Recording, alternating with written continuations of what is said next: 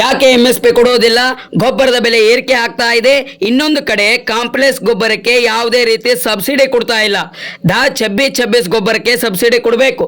2250 per bag. ನಮ್ಮ ದೇಶದ ಬೆನ್ನೆಲುಬು ಎನಿಸಿಕೊಂಡಿರುವಂತಹ ರೈತ ಮಳೆ, ಚಳಿ, ಗಾಳಿ, ಧೂಳಿ, ಉಪವಾಸ ವನವಾಸ ಬೆದ್ದು ಬೆಳೆದಿರುವಂತಹ ಬೆಲೆಗೆ ತಾನೇ ರೇಟ್ ಫಿಕ್ಸ್ ಮಾಡುವಂತಹ ಅಧಿಕಾರ, ಹಕ್ಕು ಇಲ್ಲ.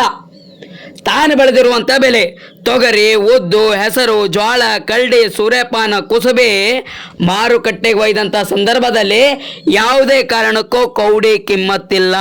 ಕುಣಿಗೆ ಒಯ್ದಂಥ ಹೆಣ ಮನೆಗೆ ತರಪ್ಲೇ ಇಲ್ಲ, ಮಣ್ಣು ಮಾಡಿ ಬರಬೇಕು. ಅದೇ ರೀತಿ ರೈತರು ಮಾರುಕಟ್ಟೆಗೆ ಅಡತಿಗೆ ಒಯ್ದಾಗ ಮನೆಗೆ ತರಪ್ಲೇ ಇಲ್ಲ, ಹಗ್ಗಕ್ಕೆ ಮುಗ್ಗು ಜೋಳ ಕೊಟ್ಟು ಮನೆಗೆ ಬರುವಂತ ಪರಿಸ್ಥಿತಿ ಇದೆ.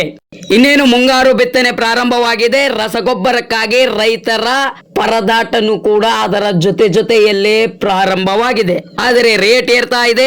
ಒಂದು ಕಡೆ ಬೆಂಬಲ ಬೆಲೆ ಇಲ್ಲ ರೈತ ಬೆಳೆದಿರುವಂತ ಬೆಲೆಗೆ, ಇನ್ನೊಂದು ಕಡೆ ರಸಗೊಬ್ಬರದ ಬೆಲೆ ದಿನದಿಂದ ದಿನಕ್ಕೆ ದುಬಾರಿ ಆಗ್ತಾ ಇದೆ, ಬೆಲೆ ಏರಿಕೆ ಆಗ್ತಾ ಇದೆ. ಗೊಬ್ಬರದ ಬೆಲೆ ಏರಿಕೆ ಕಂಡು ರೈತರು ಕಂಗಾಲಾಗುವಂತ ಪರಿಸ್ಥಿತಿ ನಿರ್ಮಾಣವಾಗಿದೆ. ಸಾಲದ ಬಾಧೆ ತಾಳದೆ ರೈತರ ಆತ್ಮಹತ್ಯೆ ಹೆಚ್ಚಾಗ್ತಾ ಇದೆ. ಯಾಕೆ ನೀವು MSP ಕೊಡೋದಿಲ್ಲ? ಗೊಬ್ಬರದ ಬೆಲೆ ಏರಿಕೆ ಮಾಡ್ತಿದ್ದೀರಿ. ಇನ್ನೊಂದು ಕಡೆ ಕಾಂಪ್ಲೆಕ್ಸ್ ಗೊಬ್ಬರಕ್ಕೆ ಯಾವುದೇ ರೀತಿ ಸಬ್ಸಿಡಿ ಇಲ್ಲ. 26 ಗೊಬ್ಬರಕ್ಕೆ ಸಬ್ಸಿಡಿ ಕೊಡಬೇಕು. 2250 ಪರ್ ಬ್ಯಾಗ್ ಸಬ್ಸಿಡಿ ಕೊಡಬೇಕು. ಏನ್ ಮಾಡ್ತಾ ಇದ್ದಾರೆ?